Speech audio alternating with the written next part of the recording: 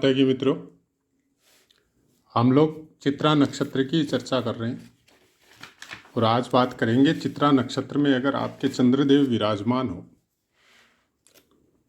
तो किस तरह के फल हम लोगों को प्राप्त हो सकते हैं। चंद्रदेव अगर प्रथम चरण में हो तो इंसान मृदुभाषी होता है, मतलब मीठा बोलता है और चित्रकारी से संबंधित कला में निपुण होता है या कुछ न कुछ शौक जरूर होता है। दूसरे चरण में कोमल देह होता है, परोपकारी, सत्य बोलने वाला और फॉरेन वगैरह जाने के अवसर प्राप्त होते।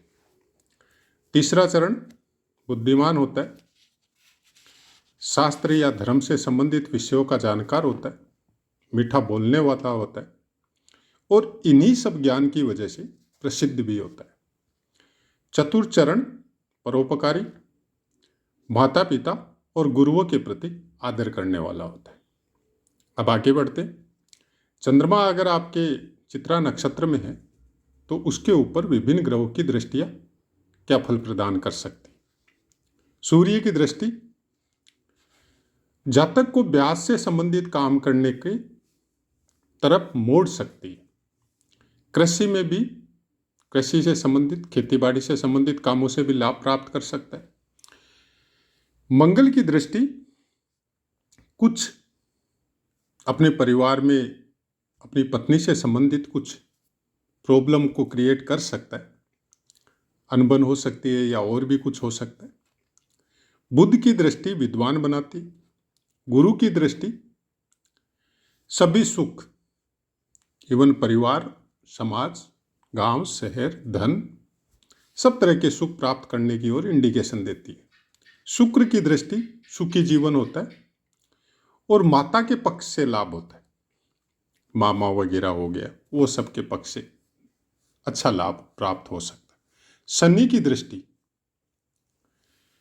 कुछ अशुभ प्रभाव को इंडिकेशन देती है। अब शनि की दृष्टियों में बहुत समझने की इसमें ज्योतिष में बहुत ज़्यादा ज़रूरत होती है, क्योंकि सब दृष्टियां अशुभ नहीं होती। अपने स्थान पे कि आपका चित्रा नक्षत्र में चंद्रदेव है और शनिदेव के स्थान में, जैसे शनिदेव कारक होते हैं, उन स्थानों में अगर विराजमान है तो हो सकता है वहाँ पे फलों में परिवर्तन आ जाए। और बाकी जो अध्ययन फिलहाल हम लोग कर रहे हैं, ये सब एक इंडिकेटर है आपको जन्मपत्री प्रिडिक्शन करने के लिए कि बहुत ज़्यादा कोई अच्छा फल बता रहा है, जैसे गुरु की दृष्टि है, तो बहुत ज़्यादा उत्साहित होने की भी ज़रूरत नहीं है। और कोई खराब फल लिखा हुआ है तो उसके लिए निरुत्साहित होने की भी ज़रूरत नहीं है, क्योंकि चैनल में हमेशा हम आपको ये बात बताते हैं कि कोई भी एक योग, कोई भी एक नक्षत्र, उसका एक चरण, कोई भी एक भाव से कभी भी जन्मपत्री का प्रिडिक्शन नहीं होता है। ये बहुत गहरा विज्ञान है। इसके लिए आपको निरंतर अभ्यास में लगे रहना पड़ेगा। पुस्तकों में जो लिखा है उसको डिकोड करना पड़ेगा, उसको समझना पड़ेगा। खासकर दुख के कारक शनिदेव को बताया जाता है और प्रायः शनिदेव के विषय में यही समझ में आता है कि आपको अगर वो सफलता भी दिलवा रहे हैं तो कुछ न कुछ कारण उसमें निहित होता है। अकेला शनि कभी सफलता नहीं दिलवाता। उसके ऊपर शुभ ग्रहों की दृष्टि हो सकती है, शुभ ग्रहों के साथ युतियाँ हो सकती है। आपका स्ट्रगल लेवल उसने इतना बढ़ा दिया होगा कि आपने अच्छे कर्म किए, लोगों का भला किया, लोगों के प्रति उदार रहे, तो उसकी वजह से फिर शनि जो है वो आपका निरंतर प्रगति करवा रहे हैं। क्योंकि शनि से संबंधित प्रायकर एक बात तो हम बोल सकते हैं, विभिन्न अभ्यास कुंडलियों में और कुछ पुस्तकों में भी लिखा हुआ है ये बात, कि जब उनका अच्छा फल चालू होता है तो उम्र के मोस्ट प्रोबेबली लास्ट पड़ा होता है, या लास्ट से सेकंड लास्ट बोल सकते हैं। आपकी उम्र 40-50 होनी पड़ेगी, तब शनि का अच्छा फल प्राप्त होता है। अब ये 40-50 में कई बार ऐसा होता है कि आपने बहुत सुख भोगा है और आपने बहुत ही कर्म इस तरह के किए कि शनिदेव को दंड देने के लिए आना पड़ा।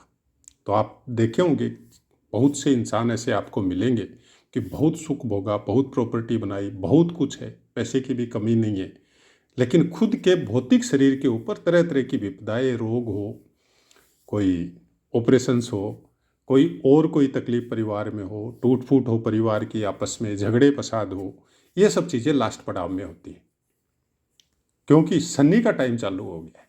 मतलब दंड विधान प्रक्रिया जो है कि इतने दिन बहस चल रही थी वकीलों की, और इतने दिन तक उस बहस में जमानत लेके आप बैठे हुए थे और आप अपना ऐश भोग या जो भी है आप कर रहे थे, लेकिन लास्ट का दंड विधान जब आया तो फिर वो फैसला ही आ गया कि अब आपको ये भोगना ही है, ये दंड जो आपको आपके कर्मों की वजह से आपको जो मिला है वो आपको भोगना ही भोगना है। वैसा ही कुछ इसका जस्ट अपोजिट होता है कि आपने शुरू में बहुत स्ट्रगल की, बहुत तकलीफ पाई, लेकिन उस तकलीफ में भी आपने अपने धर्म का साथ नहीं छोड़ा। धर्म मतलब ये नहीं है कि आप मंदिरों में जाओ, पाठ पूजा करो, हवन यज्ञ करो, नहीं, ये आपके संस्कार है।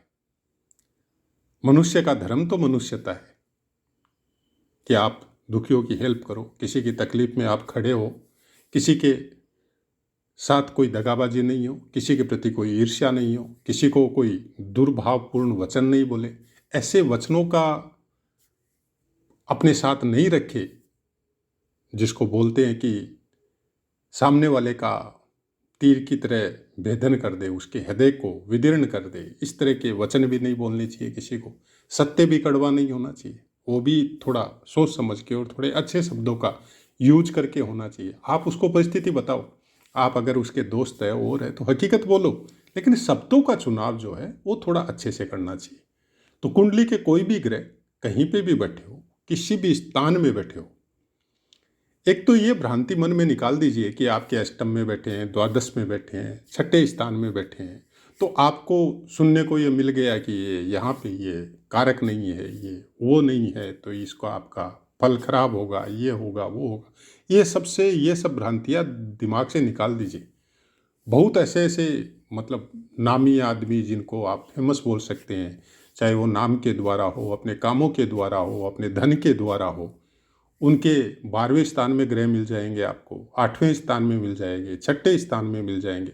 तो ये बड़े मतलब जिसको बोला जाता है ना कि कुंडली में किसी एक भाव, किसी एक योग या दुर्योग, और आजकल तो बड़ा अजब मतलब योगदान चल रहा है एक, कि एक तरफ राजयोग की चर्चा चल रही है छोटे छोटे पोस्टों के माध्यम से, और एक तरफ आपको चर्चा चल रही है दुर्योगों की। तो कोई विष योग लेके बैठा है, कोई मांगलिक योग लेके बैठा है, कोई चंडाल योग लेके बैठा है, और कोई राजयोग लेके बैठा है। तो उसी विषय में ज़्यादा दिमाग को ज़्यादा परेशान करने की कोई ज़रूरत नहीं है। कोई एक पोस्ट आई और हम लोग अपनी कुंडली खोल के देखने लग गए क्या हमारे कुंडली में ऐसा योग है, और पोस्ट में सपोज ऐसे शब्द लिखे गए हैं जो हृदय को विदीर्ण करे, और आपकी कुंडली में मिल गया। अब आपका दिमाग टेंशन में आ जाता है। मतलब पॉजिटिव चल रहे थे, किसी ने कहीं से कोई पोस्ट की जिसको आप जानते भी नहीं हैं, और आपने उस पोस्ट को देके अपनी जन्मपत्री के साथ मैच किया तो वो मिल गया, और आप बैठे मतलब एकदम शांति से बैठे थे, आपका दिमाग डिस्टर्ब हो गया। फिर भ्रांतियों से बाहर निकलिए। अगर इतना ही शौक है ज्योतिष का तो सोशल मीडिया से पहले खुद पुस्तक का अध्ययन कीजिए। कुछ पुस्तकें लाइए अपने पास। जितना समय आप सोशल मीडिया में ये सब चैनल को सुनने में लगाते हैं, इससे अच्छा है कि आप पहले पुस्तकों का अध्ययन कीजिए, और एक बार नहीं बार बार कीजिए। धर्म से संबंधित, ज्योतिष से संबंधित, पुराणों से संबंधित कोई भी पुस्तक को एक बार अध्ययन करने, 2 बार अध्ययन करने से कुछ भी समझ में नहीं आएगा। हम प्रायकर वीडियो में बोलते हैं कि सब भाषा कोड में लिखी हुई है, डिकोड करना पड़ेगा। डिकोड कोई बाहर का आके नहीं करेगा, आप खुद ही करेंगे। आपके खुद के अंदर इतना ज्ञान समाया हुआ है कि जिसकी कोई सीमा नहीं है। अनेक जन्मों का फल जब हम लोग भोगते हैं तो अनेक जन्मों का प्रारब्ध हम लोगों के अंदर विद्यमान है, पहले से है। किसी जन्म में आप संस्कृत भाषा के विद्वान थे, किसी जन्म में किसी क्षेत्र में हुए तो वो दूसरी भाषा के विद्वान थे। आपको पता था कोई जन्म में ऐसे ट्रिगर्ड पॉइंट थे कि आप उस चीज़ में आप मतलब पूरी तरह पारंगत थे, उस चीज़ को डोमिनेट करते थे, उस चीज़ के ऊपर आपकी पूरी मतलब पकड़ थी, आप उस चीज़ को पूरी अच्छी तरह से जानते थे। वो चीज़ आपके अंदर है, केवल उसको एक्टिव करना है। अब ज्योतिष उस चीज़ को एक्टिव करने के लिए आपको प्रेरित करता है। अगर आप बार बार एक ही पुस्तक को पढ़ते जा रहे हैं तो कुछ ऐसे सिम्टम्स या ऐसी बातें आपके दिमाग में ऑटोमेटिक आएगी। फिर यात्रा चालू होगी आपकी, एक नए तरीके से, एक नए दिमाग से, एक नई ऊर्जा के साथ कि इसको कैसे प्राप्त करें। फिर आएगा दूसरा पड़ाव जिसको बोला जाता है सेकेंड स्टेज। फिर आप ध्यान में उतरेंगे, साधना में उतरेंगे, इष्ट में उतरेंगे, अपने अंदर के ज्ञान को जगाने की कोशिश करेंगे। अपने अंदर में जो इतनी इतनी चीज़ें इंसान को, जो बोला जाता है कि जैसा का ब्रह्मांड में जिस तरह का स्वरूप है, जिस तरह का बनाया हुआ है इस ब्रह्मांड को, वो जो सुपर कंप्यूटर का जो सॉफ्टवेयर है वो एक सूक्ष्म रूप में आपके मस्तिष्क में विद्यमान है। जैसे ही वहां से अगर आप 1% भी एक्टिव कर सको तो आपको बहुत कुछ चीज़ों का जानकारी ऑटोमेटिक होगा। ऐसे ऐसे भी साधु संत हम लोगों के समाज में या सनातन धर्म में बैठे हुए हैं अच्छे अच्छे स्थानों पे, जिन्होंने कभी स्कूल का मुंह नहीं देखा, कभी गुरुकुल में नहीं गए, लेकिन फिर भी उनके वाक्य सुनिए आप, संस्कृत के श्लोक सुनिए आप, किसी भी भाषा में समझने की प्रवृत्ति सुनिए उनकी। जब वो बोलते हैं तो लगता ही नहीं कि ये पढ़े लिखे नहीं है, लेकिन जब उनको लिखने का बोलो तो नहीं लिख सकते क्योंकि पढ़े लिखे है ही नहीं। लेकिन वो ज्ञान डिकोड हो गया उनका, निरंतर जाप करने से, निरंतर ध्यान करने से, निरंतर एक ही चीज में एनी टाइम लगे रहने से कुछ चीजें एक्टिव हो गई बॉडी में या मस्तिष्क में, समझ लो आप। तो ज्ञान तो पहले से है। आपको कोई सब्जेक्ट बहुत अच्छा लगता है, जैसे हमारा ज्योतिष हमको, हमारी पसंद है, ये पसंद थी और है और शायद मरते दम तक रहेगी। हम कहीं कोई गुरुकुल में नहीं गए, किसी के साथ कोई शिक्षा नहीं लिया, संस्कृत भाषा का भी इतना ज्ञान नहीं है, जो भी है कहीं पे पढ़ा नहीं, खुद के द्वारा ही है। कैसे हुआ हमको भी पता नहीं। कुछ चीजों को, कुछ स्त्रोतों को पढ़ते हैं तो ऑटोमेटिक याद होता है। तो जब ये सब होता है और उसके ऊपर जब आप गौर करते हैं, कुछ सोचने के लिए मजबूर होते हैं, तब आपको समझ में आता है कि नहीं, ये चीज तो पहले से किसी जन्म में हम करते थे शायद इसको, इसलिए एक दो बार पढ़ा हमको याद हो गया ये चीज। कोई एक चीज आपको समझ में नहीं आ रही है और वो आपकी कनेक्टेड आपके कई जन्मों से है, तो वो फिर आपके दिमाग को सोते उठते बैठते जागते, ध्यान में, पूजा में, बात में, सब में वो चीज वो आपके दिमाग में घूमती रहेगी। और फिर वो दिमाग या वो हृदय या वो प्राण ऊर्जा आपको खुद ही आंसर देगी, चाहे सपने के द्वारा हो, चाहे ध्यान के द्वारा हो, चाहे पूजा में बैठे तो बैठे बैठे आपको उसका तोड़ निकल जाएगा, आपको उसका समझ में आ जाएगा कि ये चीज़ क्या है। तो ऐसा बहुत कुछ ज्योतिष के द्वारा संभव है। ज़रूरत है आप उसको सही तरीके से लें। किसी एक वीडियो से, हमारे चैनल में भी आए, एक वीडियो पढ़ा, सुना आपने थोड़ा सा, आपको कुछ बताया गया, हो सकता है आपकी जन्म कुंडली में वो मैच हो जाए और आपने तुरंत वहाँ पे कमेंट करके पूछ लिया। पूरा सुनिए, शुरू से सुनते हुए आइए, तो शायद कमेंट करने की ज़रूरत ही नहीं पड़ेगी, पूछने की ज़रूरत ही नहीं पड़ेगी। आपको बहुत कुछ अपने आप समझ में आने लगेगा। और उसके साथ पुस्तकों का अध्ययन कीजिए, क्योंकि चैनल, सोशल मीडिया के जितने भी ज्योतिष के चैनल हैं, हम बाकी सब की बात नहीं कर रहे, हालांकि बहुत अच्छे अच्छे चैनल हैं, उनमें भी अच्छा बताया जाता है, लेकिन कुछ चीज़ें हैं जो भ्रमित करती है। तो जब तक आप खुद नहीं पढ़ेंगे, खुद इस चीज को प्राप्त करने की कोशिश नहीं। ज्योतिष के चैनल से एक तो वो जुड़ते हैं जो केवल अपना भविष्य जानना चाहते हैं, और एक मैक्सिमम वो लोग जुड़ते हैं जो इस ज्ञान को प्राप्त करना चाहते हैं। तो यहां पे एक सीमा निर्धारित हो जाती है, खासकर हमारी अपनी एक सीमा है। हम किसी भी योग के बारे में कोई दुर्योग वाला पक्ष लेके किसी के मोरल को डाउन करने की हमारी टेंडेंसी कभी नहीं रहती कि पुस्तक में लिखा है कि ऐसा ऐसा योग है तो ऐसा हो जाएगा, जबकि हम जानते हैं वैसा नहीं होगा, क्योंकि प्रैक्टिकल में वो चीज नहीं दिखाई देती है। ज्योतिष में बहुत सी बातें लिखी है कि सत्य बोलना चाहिए, सत्यवादी होगा इंसान। आज के समय में क्या संभव है? नहीं है, लेकिन उस योग का अपना एक प्रभाव होता है। गुरु की दृष्टि हो गई शनिदेव पे, या सूर्य देव पे सत्य का पक्ष लेगा, सत्य बोलेगा? संभव ही नहीं है। आपको ऐसी सर्विस करनी पड़ती है, सेल्स से संबंधित कोई काम करना पड़ता है, रात दिन झूठ बोलते हैं। ऐसा इंसान झूठ तो बोलेगा लेकिन सही का पक्ष लेगा। सही का पक्ष क्या हुआ? वो झूठ बोलेगा, वो अपने वर्क के लिए, अपनी जिम्मेदारी के लिए, अपने कर्म के लिए वो सब काम करेगा, क्योंकि उसको अपना पेट पालना है, अपना परिवार भी पालना है, लेकिन उसके साथ मिक्सअप नहीं होगा। उस चीज को अपने खुद के जीवन में नहीं उतारेगा।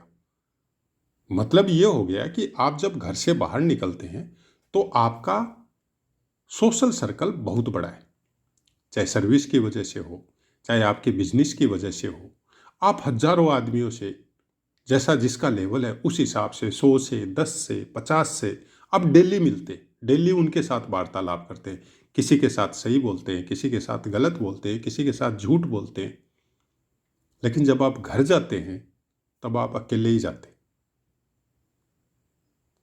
वो जितनों से आप मिलते हैं डेली, उनको घर लेके नहीं जाते। मतलब क्या हुआ? आप उन कर्मों को, उन बातों को वहीं पे छोड़ देते हैं, और जो सही है उसको हृदय में धारण करके आप घर जाते हैं। बहुत से आदमियों को हमने ऐसों को देखा है कि जो कोई कारणवश सुबह आ जाते हैं जल्दी, क्योंकि कई जगह में ऐसा सिस्टम है कि बिजनेस का या सर्विस का ओपनिंग समय से पहले होता है। गवर्नमेंट का 10 बजे का टाइम है तो 8 बजे ही खुलती है बहुत सी प्राइवेट दुकानें।